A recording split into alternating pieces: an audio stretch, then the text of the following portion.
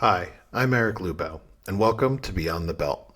This is a conversation with Doug Kimball, a black belt out of Oklahoma, USA. Doug is a former chief marketing officer, seasoned marketing executive, as well as the operations director for the Robson Moura BJJ Association. I hope you enjoy our chat. Hey, Doug, thanks for being here. Hey, Eric, I'm very excited to be on this. This will be fun. Tell me, what was it like for you to get your black belt? A complete surprise, shock. I don't know if dismay might be the right word. We were at one of my Robson Moura's annual camps, where I got my black belt from, and one of my training partners were sitting there talking. We were both brown belt, second stripes, and one of the black belts was walking around from saying, he said, what size are your brown belts? And we're like, I told him, and he walks away. I look at my buddy Ed. I'm like, I said, nah. He's nah. That guy over there is ready for a black belt. That guy, not us. He can't be us. Well, the next day, of course, we get called up there, and I was actually streaming the whole thing through the association page, and we go through a few black belts, and Robson starts going through this description of, well, this next guy, blah blah blah. I'm like, that sounds a lot like me. I can't be it. I looked at my Doug Kimball up there, and I'm like, one of my buddies said to Tony, to take the camera out of my hand. He goes, Doug, that's you. Get up there. So I walk up there, and it was pretty emotional. I mean, it was awesome. It was exciting. It was overwhelming. Yeah, I mean, I still look at it and go, wow. So yeah, it was an amazing experience. I mean, it took me a few years to get used to it. How long ago was that? October 21. I mean, one of the favorite things I like to ask is, when did it feel different? Was it immediately as soon as that thing got on your waist? Was it your first roll? Was it a month later when you were like, oh shit, people are after me? It was actually, so I got my first degree on my belt in October this year. It was actually not long ago. I was doing a roll with a guy, one of the blue belts of the school I train at now, and he's pretty good. He had me a technical mount, and all of a sudden time slowed down. And I'm looking, I'm like, there's his leg there. I could do this. I could pull that. I'm looking at all these things. And he was moving just fine, but everything slowed down. It was a beautiful black belt moment where I saw I had all these different options. While he's going after one thing, I had all this other stuff. That was probably when I really felt black beltish, for lack of a better term. During the time I've been teaching and everything, and having students come up to me and say, "Hey, I really appreciate your guidance," or I'm throwing techniques out and be like, "Oh, I've never seen that before." That's been some of that black belt stuff. But when it really struck me was that, wow, I've got all these options. Do you feel like that kind of moment for you was delayed? Do you feel like this is normal, or was it just one of those things where you're like, this is going to happen at some point. At some point, I'm going to feel like this is really something I earned. I think everybody has. A lot of people I've talked to have had imposter syndrome, and I think I was definitely subject to that. Like, wow, am I really a black belt? I think it was probably a year in when it started to feel a little more like it was my belt. It was starting to get a little broken in, and I was starting to feel a little more progression there. But I don't think there was just any one thing that stood out and said, now this is it. This is really, let's come together. I think, as we've talked before, I look at life with this kind of childlike enthusiasm.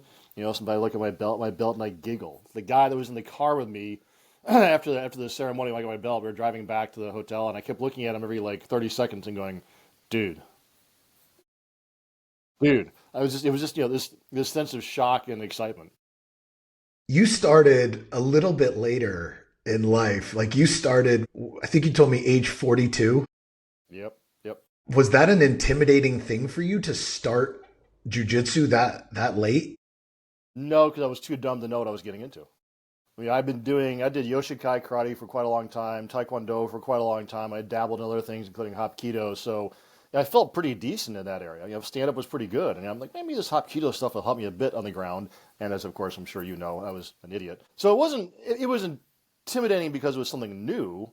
I had no idea what I was getting into. And at 42, I was still able to bounce back for the next, 4 or 5 years from being mauled. But it really wasn't until I hit 50 and then 55, which remind me, I got a good experience, my 50 and 55 experience I'll tell you about. But it wasn't intimidating other than the usual, what am I getting myself into? The age thing didn't really occur to me until I started getting older. What do you consider getting older? Because I'm 42 and I'm wondering because I for sure have days where I'm like, man, I remember how quickly I healed at 25 or 35. And that just doesn't happen sometimes. You get a little tweak. It takes a little longer to heal. Like that. What is that? When it's older for you? For my 50th, I did 50 5-minute rolls. And for my 55th, I did 55 5-minute and 50-second rolls, which I don't recommend to anybody who's got half a brain. We did it for a fundraiser the second time around, raised actually a good deal of money, but that's when I felt old. That's when, like, you're halfway through this, I'm like, who was the idiot that signed up for this? Oh, it's me. And I'm like, I was cramping so bad because I just burned off all my energy as a wrestler. I'm sure when you blow through everything that you've got, it's like I still have 10 rounds to go. But that was when I think I started to feel a bit like, okay, this is older stuff that I told Hobson what I was doing. He goes, that's not very nice. I'm like, it's just one of those things. Like, why not do it? For 60, by the way, I don't think I did anything other than I rolled to the white belt for 60 seconds and said that's good enough. I'm kidding. So you're telling me that your experience and intelligence came at 60, not at 50? Yeah, yeah. It's the wisdom does come slowly sometimes in this sport, but I have experienced plenty of bruises and pains, etc. And I probably really didn't start feeling it until 50-ish or so, when I'm like, okay, get done with a roll, a tough several rolls, and you get up, you're like, okay, that's some soreness that shouldn't be still there after 2 days. One of the interesting things for me, for people who have longevity in the sport, is like it has evolved so much in the last 5 to 7 years, and you've been at this for 20 almost. 18-ish and a half, yeah. Yeah, what has it been like to watch the sport evolve underneath you, especially watching some of it evolve when you're at the higher level? I would almost say jealousy is one word. I mean, when I started, my instructor was a blue belt. He was a black belt in judo, but he was just got his blue belt in jiu-jitsu. I mean, a purple belt at that time was like a unicorn. It was like, wow, looks like a purple belt. And we had DVDs if we were lucky, or VHS if we were lucky to train things on. You couldn't go online and search up half the stuff, and now you've got people who are, walking around training themselves on their phone, walking all these techniques, and they can understand that a lot better. Yeah, I tell the white belts and the green belts I work with now, you guys are lucky, and I mean that in a positive way, because you're getting, I think, pretty much quality education from somebody who's been there, done that. Either it's me or the other instructors who've had such great training. As a white belt, it took me, I didn't get my first black belt teaching other than the Hobson seminar for years because there wasn't any. So I think I've watched that kind of evolution has been a blast. Also watching just, the techniques evolving. I've learned a couple of new techniques just in the last 6 months. I've been training for 17 years. I saw a new lapel choke not too long ago. I'm like, and I love the lapel. That's my game. Like, that's cool. So it's constantly changing. That's what the beautiful thing to me about jiu-jitsu is. It is not static. And I did stand up for quite a long time.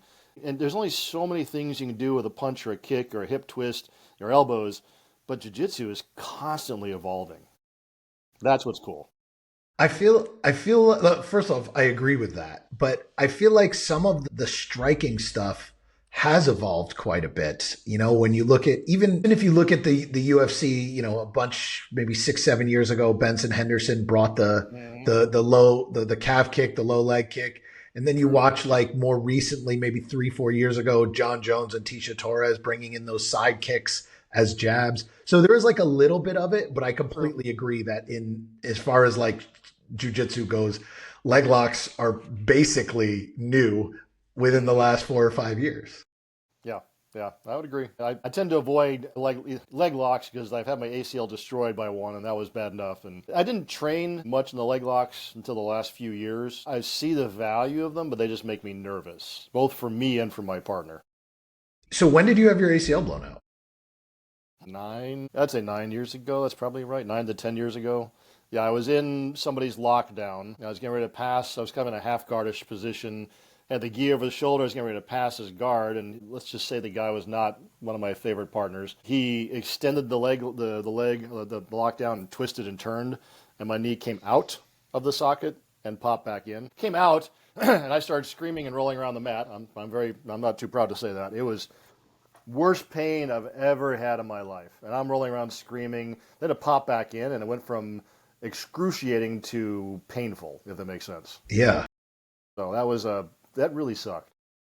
You know, it's interesting. Lockdown, I feel like, is one of the least well understood things. And I feel like very often I tell people, like, hey, you shouldn't get out of lockdown like that. And they're like, it's never bothered me before. I'm like, it only has to bother you once. Nope. Yeah. Yeah. You put me in a lockdown now. Either I've got two pretty good breaks for it, or I'll just roll over. Like that's fine. Yeah.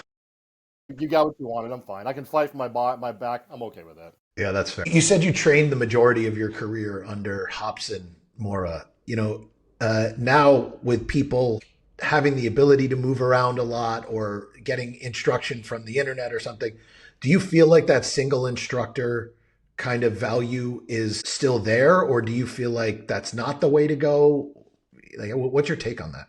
Well, let me amend that. So I grew up under Hobson. So all my belts, all my stripes have been from Hobson. But because of that same relationship, I've had the ability to train under easily 2 to 3 dozen different types, different instructors. So Hobson has these annual camps I've gone to. I've gone to other Robson Moura schools. Jeff Mitchell, who's Hobson's second American black belt, one of my other biggest influences. So I think I would amend that to say a single stylistic way is the way we've gone, using the Hobson style. But I've also been able to travel and train at multiple different gyms. So that's one of the things I often talk about. I bring to students is not that I'm any better at something, but I've got a huge plethora of arrows I can pull out of my quiver to say, hey, have you tried this one? As opposed to just a single instructor mindset. So yeah, I probably should rephrase that.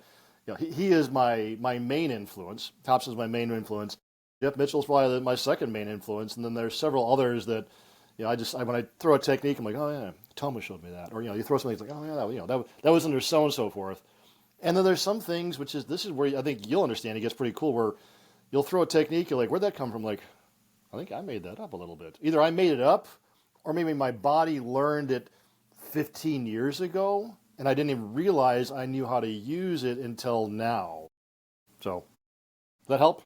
Yeah, I mean it's more just like an opinion question. As somebody I've traveled, I've had in jujitsu probably about 25 to 30 instructors that I've taken, at least a few months of courses from or Mm-hmm. been at their school. And so I have the opposite of what most people do, where most people have some level of consistency. And I just really like to get the other side of it. Like, what does consistency feel like? Because I never had that. There's a guy, because I teach now, I teach and train at Rafael Lovato Junior School here in Oklahoma, and there's a guy that I train with who's really, really good, brown belt. He's only ever trained at Lovato's school, which, I mean, his pressure is disgusting. He's a smasher. Sometimes I'll be showing things, and he just hasn't seen these because he's been just in that one line of training. Again, doesn't make him any less good. He's very good. But I think it's just, I'm probably biased because of my background, but I think going someplace where you see a technique is like, I've never thought about that. I mean, it's just like, oh, that's pretty cool. Hanato Tavares came into a seminar, I don't know, 3 years ago. He was teaching stuff from side control. Again, side control is one of my happy places. He was showing some moves from side control. I'm like, why have I never thought about that? Yeah. Yeah, I actually think that's a positive. That's where, that I have so many different influences, but it also doesn't allow me to stick to a specific game. Makes me Yeah, somewhat less sure. predictable, but also um, it means I don't get really good at any style. I just kind of have to make it up as I go along, which Yeah, I would agree. I don't think that's a bad thing when you get into the upper belts, but when you're in the lower belts and you're trying to figure out who you are, what your game is, it's like it's not enough consistent information, and you're left to figure out too many things on your own that I don't think you have an ability to understand, or at least I didn't. Yeah, no, I think that's a very good way of looking at it. I mean, there's several techniques that even now, I'm like, I would like to be better at, like Berimbolo. I can do it. It's just not my game. There's certain arm bars that I throw that are like I can arm bar, but it's just not my style. Triangles, I rarely triangle, not because I can't. I know how to do it. My legs cramp. Yeah. I'm doing them right. I mean, I've got bananas in my system. I got potassium, blah blah. My legs cramp. But like, I'm built to have a really good triangle. Yeah. But sometimes you age out of the capability to do moves. That's how honestly, a little bit how I feel about Barambolos. I'm just too big, not super athletic in that way. And I don't like being upside down and potentially hurting my neck, but Yeah, yeah. that's me. Yeah. Yeah, I was just training this last week with my student. One student I just promoted to green belt last week. She's just an awesome person. She started out earlier this year. not really sure she wanted to do this. I'm not really athletic, blah, blah, blah. And this lady has gone all in. I mean, she has fallen so in love with the sport. And it's just so cool to watch. And she dropped a berimbolo on me last couple weeks ago. And I'm like, yeah, that's pretty cool. I mean, she weighs probably half what I weigh, but she moved around like, hey, if you got those attributes, use them. Yeah, I agree. One of my favorite things is when a student uses a move that you've showed them and then they're like, I just got the move on the coach. And I'm like, yeah, you did it. Like, I'm not going to try to stop it. Like, I want them to feel that win. And it makes me happy when they're like, I got you. And I'm like, yeah, you did. Yeah, yeah. One of the guys who's been training me since the beginning, he's one of my official assistants in my classes regularly. So when he and I roll, he's probably doing better against me than most because he's come up under me the entire time. But yeah, he'll try to throw a Bravo at me. He'll try to throw this move at me. He stopped trying to throw the darts. So I just keep blocking it. That's one of my favorite other moves. But it is. I mean, he throws stuff, and I'll let him work. To like our point earlier, you let him work until if he catches me, I don't care. Yeah. It's not like if he catches me, I'm giving it to him. But I'd rather have him, to your point, walk through the technique that I have showed him in his style, his approach, his manner, his body, his body attributes, and throw at him like awesome. It will make me laugh and not at him, but laugh in a good way during the training. I'm like, oh, cool. That's fun to watch that happen. So you said you also trained out and about outside of the United States. You said you specifically wanted to share a story about Denmark. Yeah. So So I worked for a company that was based in Denmark for 4 years, and so I got to train once in a place called, actually twice in a place called Aarhus, which is the second largest town in Denmark, and then once in Copenhagen. And the Copenhagen experience was bizarre. So I get there, I'm still a brown belt then, and train with the class, and they started rolling. So I'm rolling with a white belt and a blue belt and a purple belt, and then the instructor takes off his gi, he goes down a no gi, and he's like, come on, do no gi, which I don't do as much no gi. It's just not as much fun for me. It's faster. I'm not very fast. So we're rolling. I'm hanging in there pretty good. At one point, he gets to me, kind of like a little backside control, and he does the mouth cover. Like, okay. He's holding on. I get out of it. We keep rolling. You keep rolling, and we're hanging in there. Does the mouth cover thing again. Okay. I fight out of that. We ended the roll, and I walked away from thinking, okay, I've got buddies that I've been training with for years that I wouldn't do that to. If you're a brand new student, you walk into my gym, and you know this, you teach you don't throw an arm bar at somebody and crank their arm. Your job is to respect your partner, especially not a visitor, an international visitor for one thing. I just kind of walked away from the guy going, that's just kind of a weird attitude. I mean, it didn't bother me. I wasn't upset by it. I mean, I got out of it. I'm like, why would you do that to a brand new visiting student who's trying to get a feel for your gym? In Aarhus, they were completely different. We had fun. I had this one guy who did a beautiful butterfly sweep on me. I mean, he nailed it. I mean, I didn't give it to him. He got me. And he was a purple belt, and I was a brown belt. And he just dude, it was so clean. But he was so nice and that was fun. And it was just an interesting way to approach things. I've trained in the Cayman Islands. I've trained a couple other places. But that's my only gym I ever walked away going, I'm not going to go back there. I feel like these are individual things. Like, it's not usually representative of a whole gym, or at least not in my experience. I've been to probably close to 150 gyms in probably about 30-ish countries at this point. And it's very rare that I have a really bad experience. And I've been told I'm not allowed to go to a gym because I don't have a belt from one of their places. And I'm like, that I've had some weird stuff, but I don't think that I've ever, and I've had people go super hard because they're like, oh, I'm going to kill this, whatever I was at the time, purple belt, brown belt. But for me, it's almost always been individuals and not an entire gym. Although if it's an instructor, that's a little concerning. Yeah. Yeah. And that's what it was. It's just, to me, the instructor sets the mindset and the tone and then the attitude overall for the gym and the rest of the students. I learned a few things, and we did some single leg X stuff that I took away. I'm like, okay, this is cool, but yeah, I don't need that. What role does jiu-jitsu play in your life these days? It keeps me sane. It keeps me physically fit. It gives me something to look forward to. It's also a mindset thing for me, and I'll credit one of the black belts I used to train with back in Illinois. He uses the term "fail forward." Because when we tap, we're not failing; we're failing forward. But I've used that same mindset in so much that I do, whether it's life, when you hit obstacles, you're just, you fail forward. If you are at work, you've got these challenges coming on, you might make a mistake, you're learning, but you're always evolving and failing forward. And I actually wrote an article for for a magazine a few years back. I was going in for an interview. I was talking to my buddy back in Illinois, Ed, and I'm like, I'm a little nervous about this. He kind of half jokingly, he said, Doug, he's not going to choke you out. I'm like, true. You'd be amazed how many times that specific phrase has come up in almost all of these interviews. Somebody's like, nobody's going to choke me out at work. Yeah, I mean, jiu-jitsu teaches you to be comfortable in uncomfortable situations. So there's really nothing in my life now that I can walk into. I go, oh crap.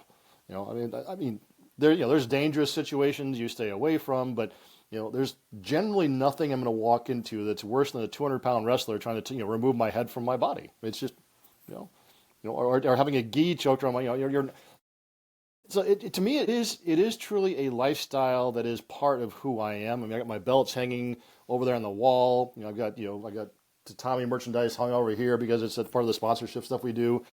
It's part of my life. My kids know it. My wife supports it. It's good. I meant to ask you this earlier, and I didn't, but I don't want to miss this. What advice do you have for somebody who is trying to start jiu-jitsu maybe a little later in life, in their early 40s, even maybe somebody in their 50s? Because I have a student who started jiu-jitsu first class, 51 years old. Wow, yeah. So what can you tell them? Slow down, for one thing. And the same thing that we tell all, especially male students, less the female students, is don't be strong. Don't try to for two reasons. A, you're going to hurt. The next morning you're going to just, I hate this sport. B, your body's not going to learn the move. When you're tough and again, 20-year-old to 60-year-old, if you're trying to crunch somebody while you're just learning the move, you're not going to progress. Also, and this is the advice I got. So when I got my black belt, I was talking to my buddy Tomo from Canada. I'm like, holy crap, I'm a black belt.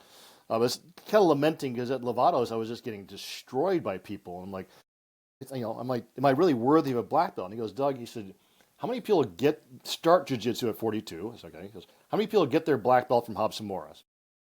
How many people get their black belt from Robson Moura at age 57? I'm like, probably not a lot. He goes, shut up and enjoy the ride. I said, just train the way you need to train. So that's the advice I would give, is train the way that they need to train. Don't measure yourself against a 35-year-old purple belt, 35-year-old white belt. I mean, you're not going to keep up with a 35-year-old white belt. And just enjoy the journey. That's good advice. I sometimes forget that myself when, a 25-year-old white belt comes in and they're really working hard against me. And I'm like, I gotta slow this down. And I gotta remember that I don't have to beat a 25-year-old all the time. Yeah. It's hard to do. You told me that you have a master's degree in counseling. And I know that's not a main thing you want to talk about today, and that's fine. But I'm actually curious what that means for you in the way you teach. Does that impact the way you teach? Do you talk to people differently as a result of that? Did you step onto the mat as a different person before and after that? That's a good question. I think I always had the kind of personality that people could and would bring their troubles to, their thoughts, and always felt comfortable talking to me. And I think that is translated to when I got on the mat, especially more as an instructor than just a student. As a student, I was always just like, what am I learning? I need to learn. As an instructor, my job, at least in my mind, is not to teach Doug's jiu-jitsu, but to teach Eric's jiu-jitsu or Bob's jiu-jitsu or Jared's jiu-jitsu or whoever the person is. Teach it to them and their style, where they are, what they need, how I can push them to the next level and help them to solve that problem, whether it's the physical problem, the mental problem, the blockage they've got, is helping them to, as I said, to truly find their own journey. And I think that does make me a little bit unique. Is I work with this, a lot of different students, all different levels and ages. Who are you? Where are you? What are you trying to get to? How can I help you solve that need? In this case, it's specifically around jiu-jitsu. But I take that same kind of a counseling mindset and experience I've had to make them feel like people and not just a gi and a belt coming in to pay a membership fee. Because that's not, that's not what they are to me. They truly, and I'm not being trite, they truly are an important person who's walked on going, holy crap, this is scary. What do I do?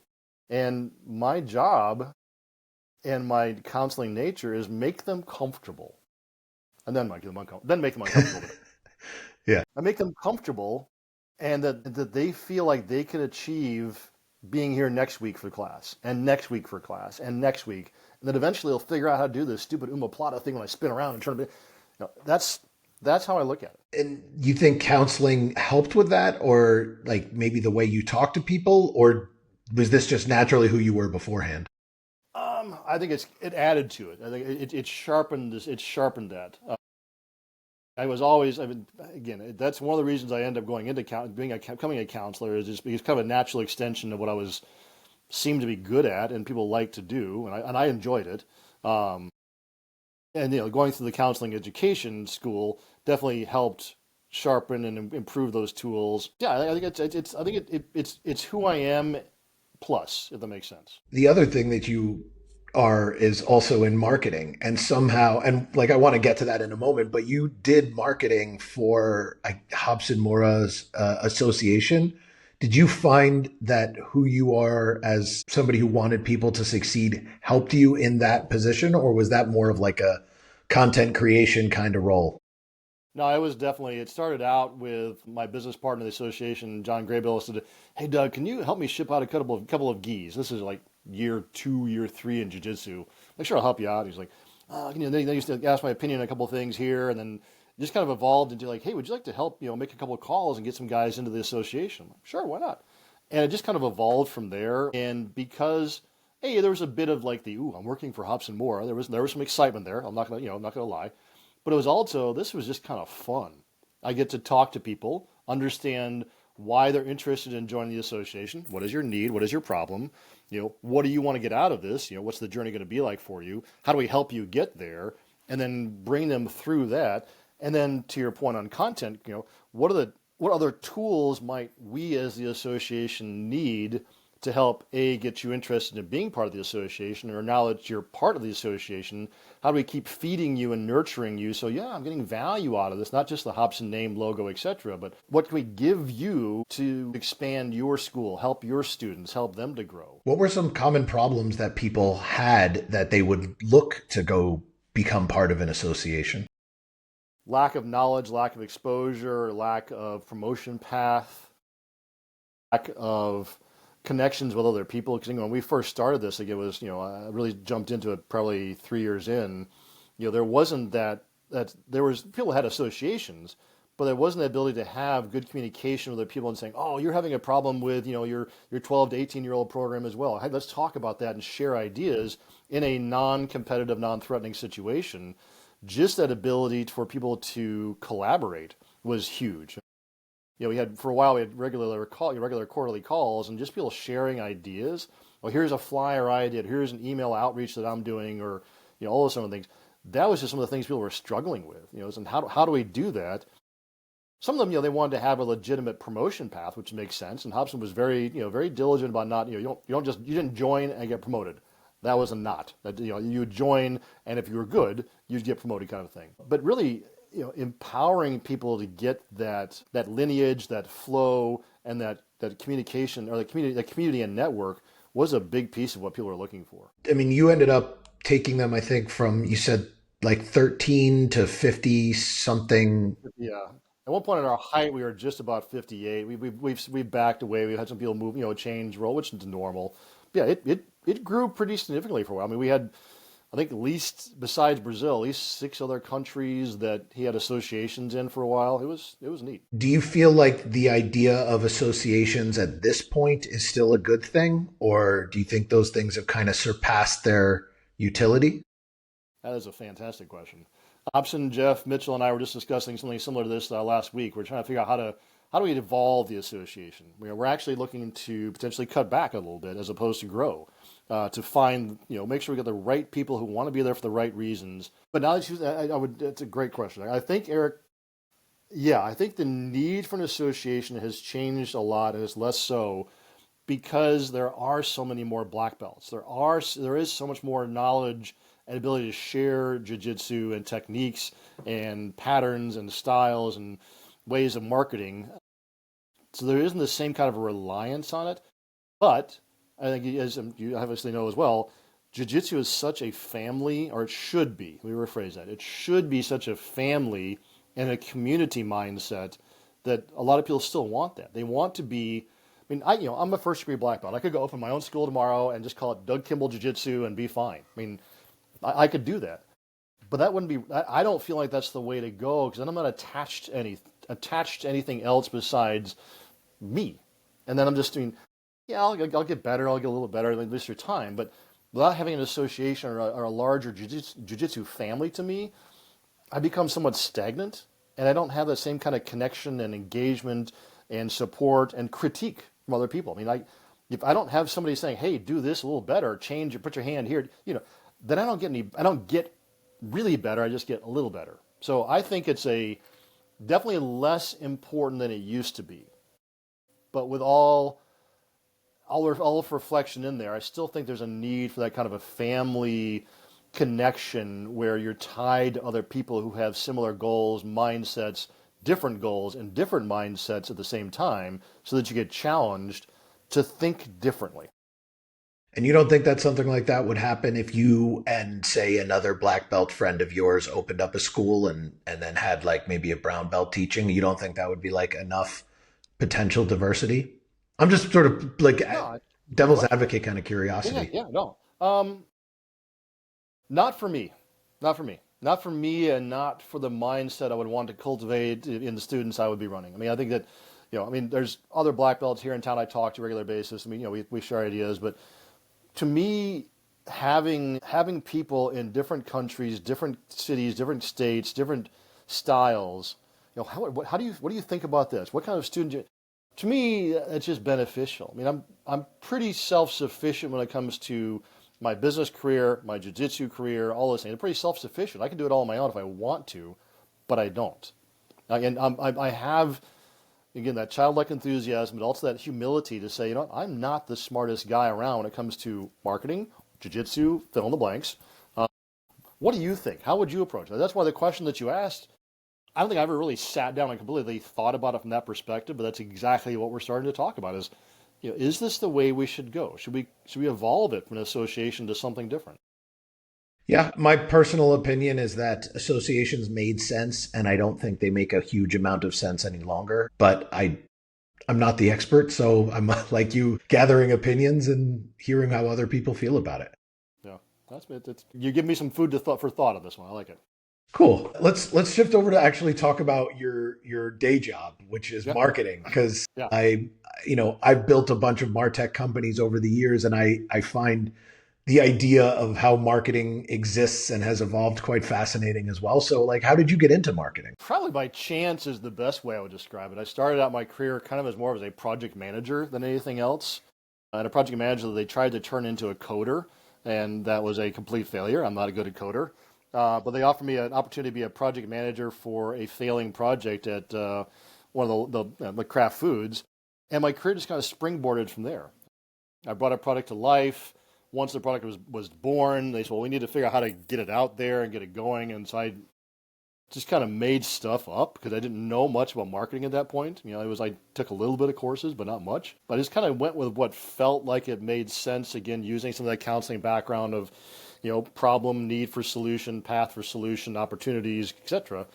And it just really evolved from there. Everything from running a web company, web development company as an operations director, to coming back and being a product manager, turning into product marketing, turning into sales, going back into product marketing. And it evolved from there. And I've been really fortunate to have a lot of different great mentors, for one thing, but a lot of different career opportunities, or I've either found them or gone after them. And it's the reason I've gravitated eventually towards product marketing mainly is that it's like the association question. We've got something we need to get out to market, get in front of people, get their attention. How do we do that? And that's fundamentally product marketing. And there's two sides of it. There's marketing, which is all the fun, like I joke with the fluffy stuff. Then there's a product, which is the heavy duty technical stuff, which is what we sell. When you blend those two together, I found that my career path really took off with that because I'm very good at saying, here's how this works. I understand at enough of a level to be able to communicate it to people who don't understand it and use those communication skills, that counseling background, that mindset to say, okay, well, here's the problem we're trying to solve for. And here's why you want to get it. Here's why you want to reach it. Here's the channels we're interested in it. Here's all the source, blah, blah, blah. And it just kind of evolved. So I look back at my career path and there's days I laugh, man. There's days, I've remember sitting at a restaurant with the CIO of Mattel. This is many, many moons ago. And it was a, probably $500, $600 dinner. And it was just he and I'm trying to sell him on some stuff we're working on. And I looked around after he went to the bathroom, like, what the hell am I doing here? It was that imposter syndrome, but it was like, but we closed the deal, not just because of me, but as a result of some of the conversations I was having around trying to explain why the product that we were selling at that time was going to help his business. And it worked. And it's been fun. Did you ever feel while you were going through the transition from one job to another, did you ever feel like, what am I doing, bouncing back and forth? Did it feel more natural to you that you were like, oh, I feel like I'm heading in the direction I should be going, or like? Not at all. I would love to say I had it. I didn't really start getting a clear plan for my career path until about 8 to 9 years ago, when I started making intentional moves as opposed to, well, this seemed like it might be an opportunity. The last 8 or 9 years, I started to get it figured out. I'm like, this is the stuff that Doug is good at, that the market is interested in, and that I can make some money in and enjoy my career in. But for a while, it truly was let's go try this. Let's go try that. Let's go try it. And, do you feel like a few weeks of jiu-jitsu, I'll just do this. Do you feel like there's anything that you would have done differently knowing what you know now? Like figuring out if I had just looked at this thing sooner or thought about this thing in this particular way, I actually could have gotten myself here sooner and been enjoying my job for longer. Yeah, that's a regret I've had a few times. Yeah, I've got a master's degree, but I thought what an MBA, if I had gotten an MBA 20 years ago, I think I would probably be a lot farther and higher ahead in my career than I am now. I definitely have a better understanding of finance. I'm not a good finance person. I suck at finance. But I think it could have had an impact. Or I could have just wasted a ton of money and had some great initials by my name and still not been happy in a job where I was making more money. So, I'm sure there's many little paths I could have taken differently. But, there's the movie with Gwyneth Paltrow, the sliding doors, she misses the train at one time. I like those kind of movies because, what if I had turned left here instead of right? But I also look at where I am now, or, where I've been. I'm like, I've had a pretty good life. Lots of hiccups, lots of bruises, a lot of crises and problems. But I've had a good life. So I don't truly have any regrets. Let me phrase it a little differently, because I'm not suggesting from the regret perspective, but if somebody listening is like, man, I feel like I'm bouncing between jobs, and this guy's a black belt and that clearly has some stuff figured out, if you could offer a piece of advice that would be like, hey, if I had just thought about it like this, I think it would have been helpful. Is there anything like that? Find a mentor. Yeah. Find a mentor, network, and find people who are either doing things like you're doing or interested in doing, and network and mentor, and get mentored where you can, because I've found, I still get mentors, I get a network, people who can give me perspectives on things, and like, oh, that's a good way to go. It doesn't mean their answer is right. It may be right for them, but it gives me one more food for thought. So yeah. Good rephrase. Yeah, if I really found my good mentor probably 8 or 9 years ago. If I had known to seek, really thought about finding a mentor 10, 15 years ago, I might have been in a better situation. I might not, but yeah, I think getting a mentor, and being a mentor, and networking are two of the things that I cannot recommend enough. That's actually why I love executive coaching. I do that on the side, and I do it because I never had a mentor, and I made so many mistakes and stumbled so many times, and I love being able to help people. Like, hey, have you thought about X? Like, maybe look at it like this. Mm-hmm. Yeah. So, back to the product marketing things. I actually want to, I have a bunch of marketing and product people that work for me. And so I'm always curious to hear how other people think about this. Like, when you look at how product marketing has evolved throughout the course of the last decade or so, like, what do you look at as the way a marketer, a product marketing person should operate? Should they be focused on content, on messaging, on demand, on like what is your view of this? You'll hate the answer because I would just say it varies. I mean, it's Yeah. something a waffling answer, but it's not meant to be. But for me, I tend to focus more, and I've seen more successful product marketers focusing on positioning and messaging with the content. Demand gen generally is left to the growth marketers, those folks, but that doesn't mean you just throw it over the wall and say, hey, this is yours, or vice versa. You've got to work hand in hand with it. So in my mind, a successful product marketer is really good at cross silo collaboration, cross silo communication, all those different things, and they follow a process, a path. I mean, I use the pragmatic marketing principles. I'm level 6 certified in pragmatic marketing. It's a very good process for product managers and product marketers. And having a process like that is extremely important because with product marketing, I mean, you could do messaging, positioning, analyst relations, public relations, the list could go on. There's a lot of different branches that are a part of that, but you have to have some sort of a framework that you should follow so you know when I talk to demand gen, when I talk to the PR people, when I bring an agency in, you have to have that ability. Otherwise, you can just be really, really good at, I don't know, positioning or trade shows or, webinars, and you miss out on a lot of other things. What kind of KPIs do you put around those things? Like what are your metrics that you're kind of focused on for some of those verticals? This is going to help me prepare for my interview I've got in a couple hours. Product marketers struggle with KPIs because a lot of what we do is kind of sometimes hard to see the end result of. My ultimate KPI truly is revenue generation. Revenue opportunity creation and revenue generation. But that could come with everything from opportunity conversions to number of new clients, net new client case studies, all those different things. Showing up in an analyst relations diagram or showing up in an output from there. Our KPIs look at number of new pieces of content, new thought leadership. If you're looking at website metrics, everything from increased hits, increased dwell time because you're looking at the message more effectively. There's a ton of ways to look at KPIs, but ultimately my number should be, am I helping us to move the needle as far as opportunity creation and opportunity conversion?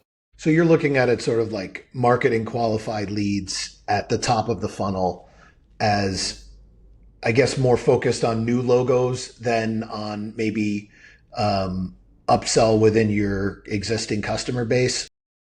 Yeah, no, it depends. It really depends on the organization's focus. The company I was just at, generally our recurring revenue was higher than our net new revenue because we had a lot of existing clients. We're signed there. But you've got to do product marketing and marketing to them as well because they may not know you've got a new product line, a new extension, or a new feature that is just it's a thing, or they may have your product and not realize they're missing out on things they could do. So now you're talking about enablement with them, not enablement with your own organization, and that's where product marketing I think is very helpful. Is saying, hey, you're using it for all these cool things. Did you know you got this and this you could do there too? And not no offense to the product people, but the product people may be so it's feature function. They don't realize the why, the so what, why, and who cares that goes in that. And when you look at it from a existing client who you want to upsell, well, did you know you can do all these things? Or if you added this other feature, this other solution, this other module, here's 10 more things you could do to drive more savings, more revenue, blah, blah, blah. How much time, like maybe as a percentage, do you spend looking at what the existing customer base does with the product versus potentially trying to look at how new customers could take advantage of that? I probably spend more on the new customers, maybe 70-30 split, because we've already closed the one deal. We've got them existing and then the revenue's coming in. Although it's generally easier to upsell to existing than it is to bring a brand new person in. But you also hit a certain revenue cap where you're like, well, we can only get another $200,000, $300,000 out of these people, but this net new person might get us $500,000. So you got to balance that effort. But in general, and the way I look at it from a learning perspective is, if I bring in a new client because we've shown them these features and these values and these benefits and these outcomes, and they come on board, I can use that same information to go back to my existing accounts and say, as a reminder, here's stuff that people like you are still interested in. Is there anything that like any particularly innovative thing that you're proud of that you did in the marketing side of things, especially with all these new sort of tactics that have come around in the last 5 to 10 years?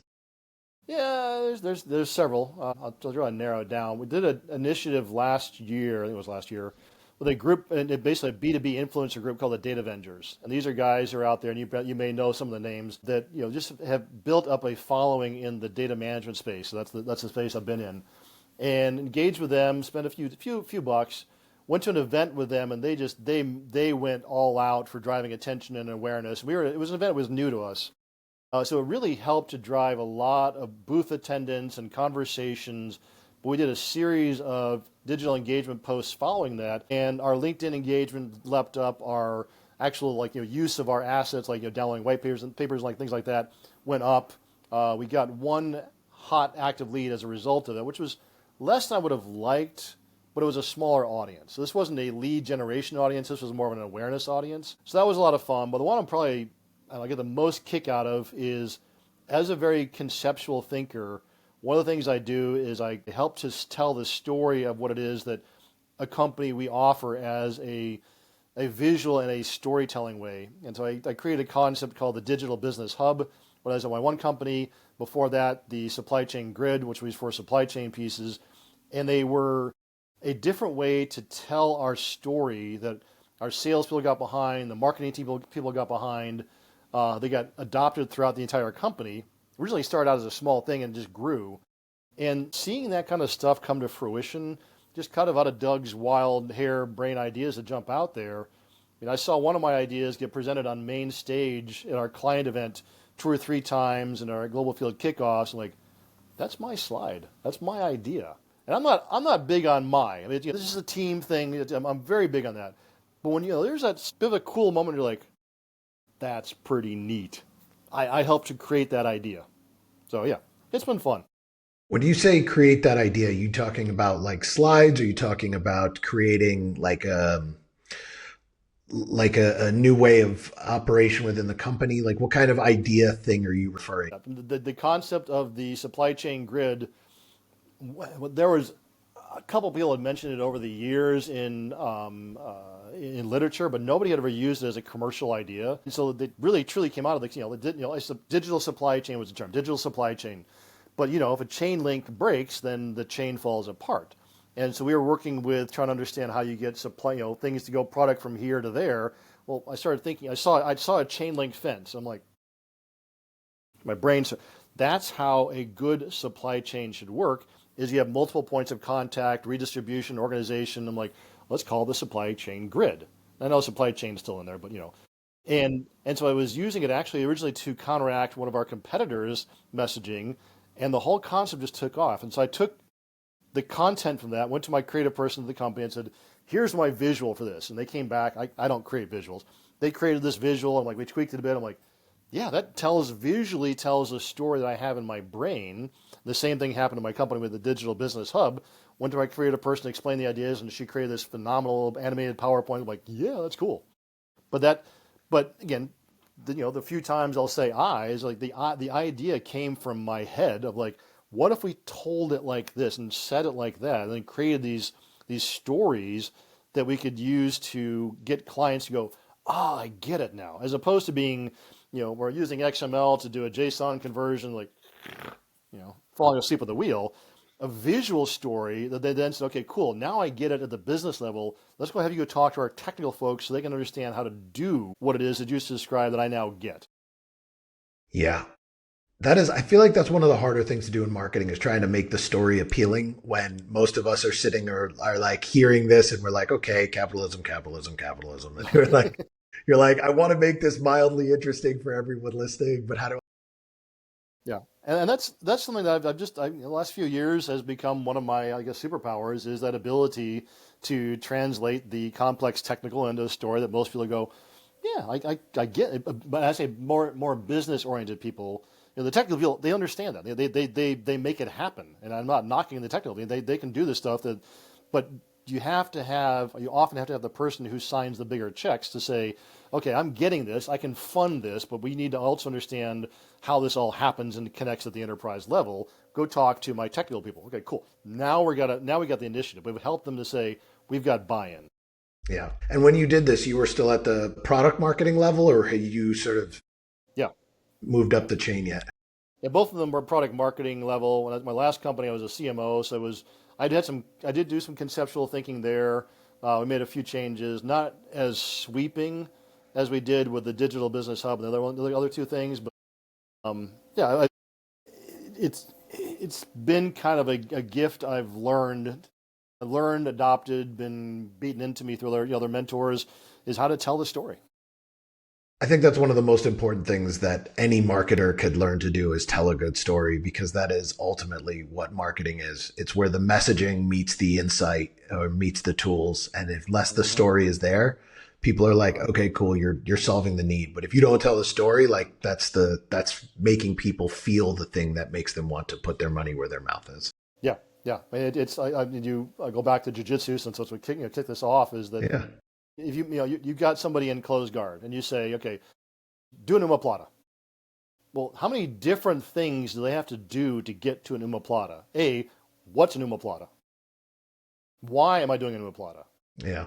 What's going to happen when I do an omoplata? What is closed guard? So you have to be able to tell a story as part of jiu-jitsu and as a part of marketing, part of life, to say, here's where you are, here's how we want to help you get there. Let's help you understand that maybe you don't understand this part of the journey. How do I explain that to you? And so I think, again, going back to how jiu-jitsu has influenced a lot of what I do, it's that storytelling. You said you were a CMO at your last job, and now you're looking to go back into product marketing. I think one of the things that's so interesting to me is when people are like, okay, I've hit a certain level in an organization, and actually I don't want to go back to that level. What made you kind of decide that CMO, Chief Marketing Officer, is not the place you want to be anymore? Too much BS. What does BS mean to you in this case? Because it means different things to different folks. That's true. Setting unrealistic expectations, setting the bar to the point that it's just not going to happen. I can do everything I'm going to do in my power to do what we need to do from an investor standpoint or from the founder standpoint, and it's just never ever going to happen. And so you can say, we need to make this number happen, blah, blah, blah. We will bust our asses to get there, but we're going to get here. No matter what happens, we're going to get there. That's not good enough. Well, okay, that's just not realistic. And so you hit this level of politics and BS where it's like, yeah, I've got a fantastic team. We're doing great things. The market's being reasonably receptive, but we're not going to get those numbers. We're not going to hit those metrics.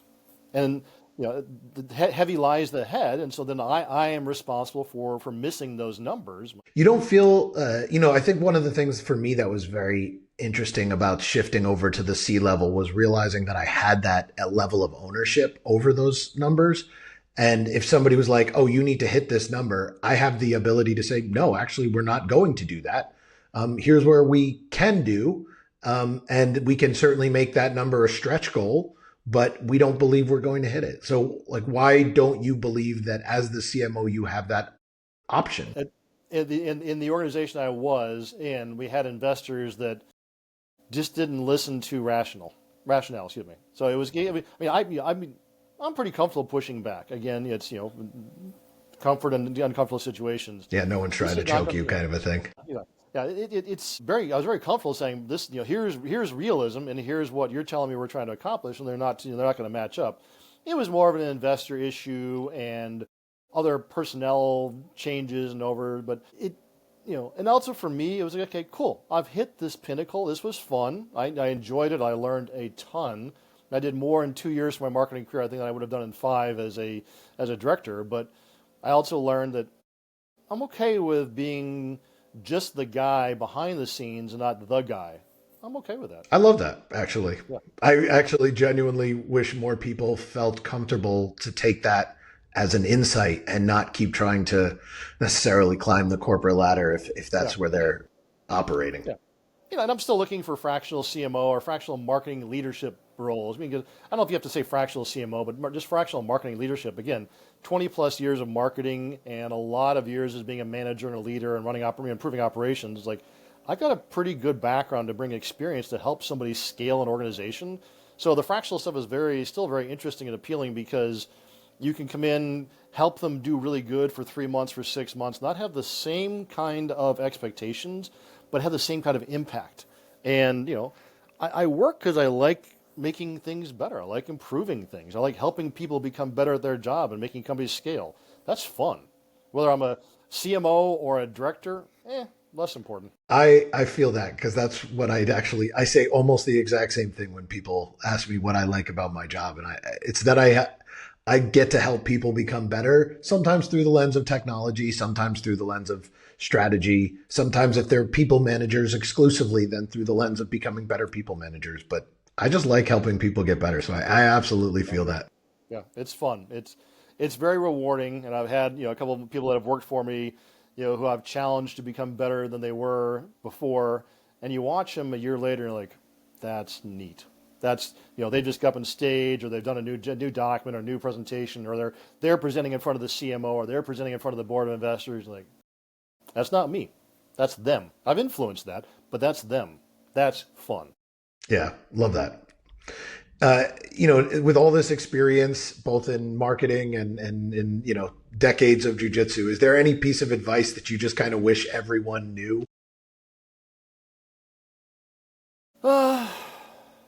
Take care of yourself. That's most important. I think that I go back to, you don't always have to climb the ladder. You have to do what feels the right for you, for your family if you have one, for those around you. Take care of yourself because at the end of the day, unfortunately, loyalty is not what it should be, and you've got to focus on making sure that the person that you are, the person you're developing in your career or in jiu-jitsu is genuine, it's honest, and it is ultimately taking care of you because I might get a job tomorrow that's double the pay I was making as a CMO, and they're horrible people to work with. I don't want to take that job.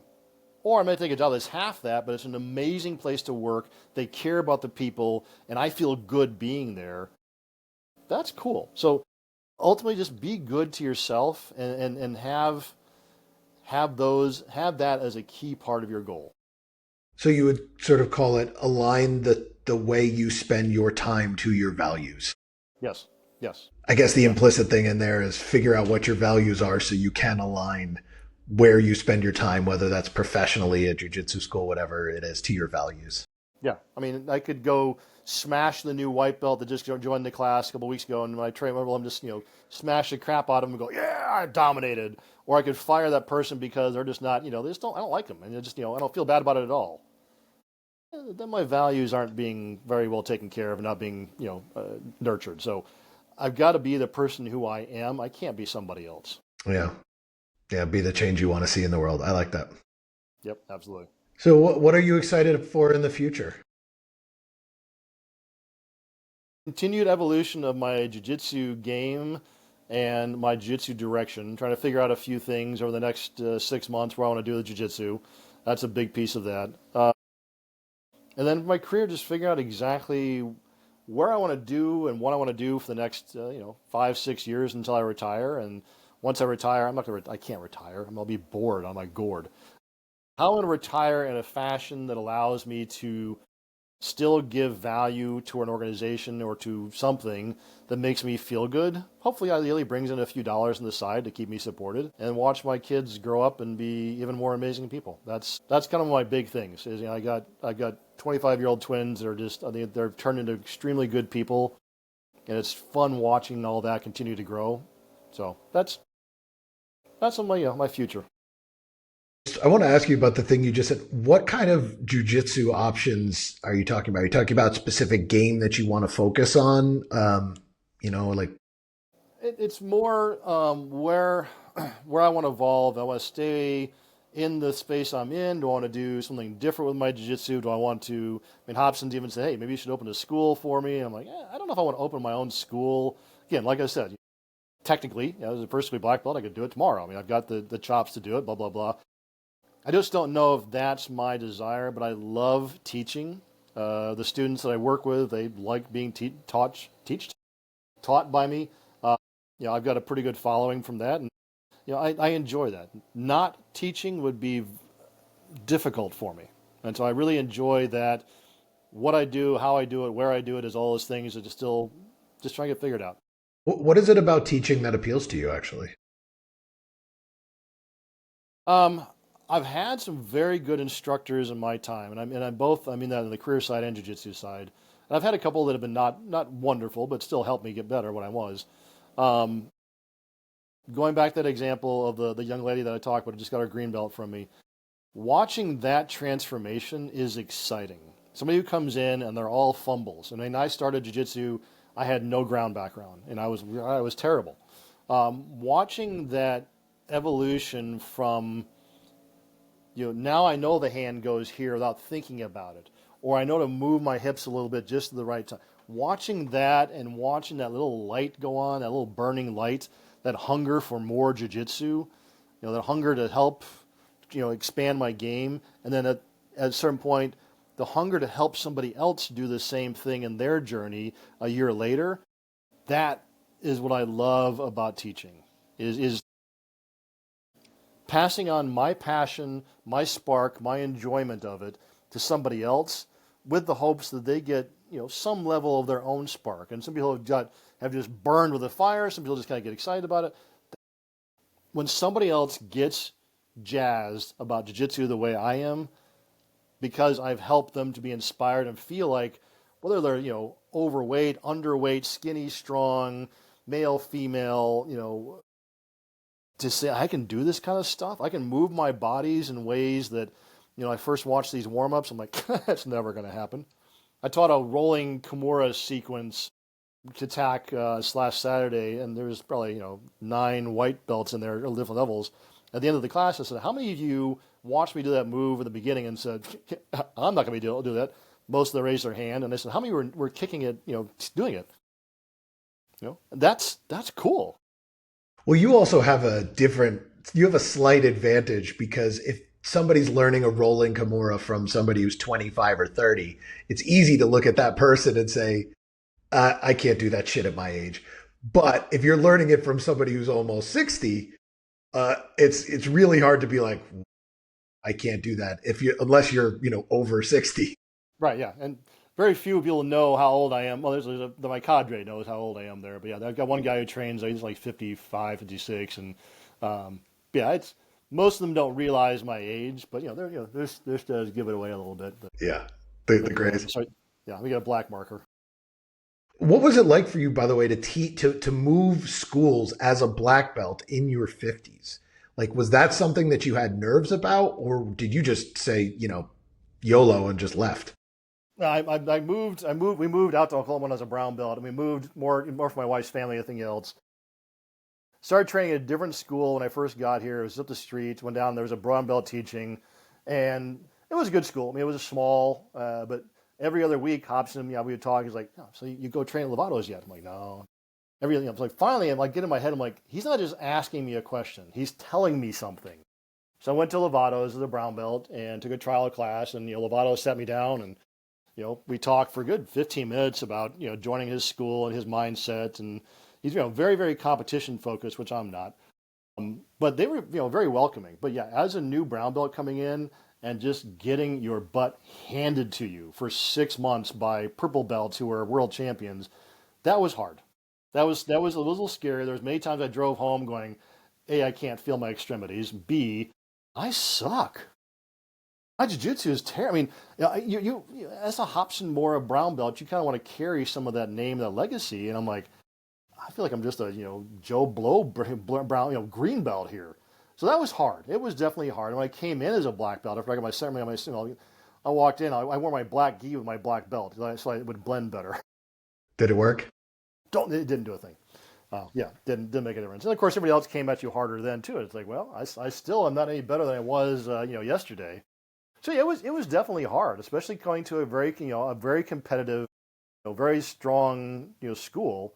It was hard, but they've been really good and accepting. I'll give them a lot of credit for you bring an outsider in, especially an upper level outsider in. The fact that I was teaching within the first year and a couple months, says well about them. I think it says well about me as well. But yeah, it was definitely walking in and being that new guy again. I'm like, oh, geez. That guy's looking at me with fangs. He's got fangs. Yeah. Especially when you're getting up there in age, right? Yeah. It's like, I'm not going to keep up, but I'll do my best. Yeah. But that's also, all right, one last thing. No, go ahead. One of the things I finally, it kind of got through my head, after I got my professor's stripes after a year, it really was, okay, you know what? I am at that point I was 58. I'm a black belt. Okay, it's okay if I let somebody beat the crap out of me because I'm just not going. I can stall them and slow them down and hang in there. I'm probably not going to dominate them unless they're like a white belt that weighs 10 pounds. Let's just have fun. And I mean, I've always had keep a playful attitude, but that really helped me when I changed my mindset and okay, it's okay. It's okay to say no, I don't want to roll right now, or you're too strong for me, or just not care, and I'm okay with that.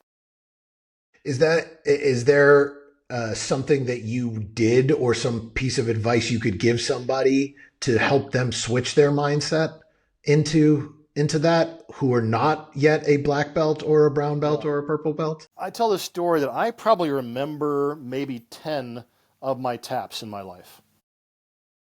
There's some, the knee being destroyed is one, an early leg lock was one, but I've been tapped a lot more than 10 times in my life. A lot more than 10 times. Nobody really remembers or cares.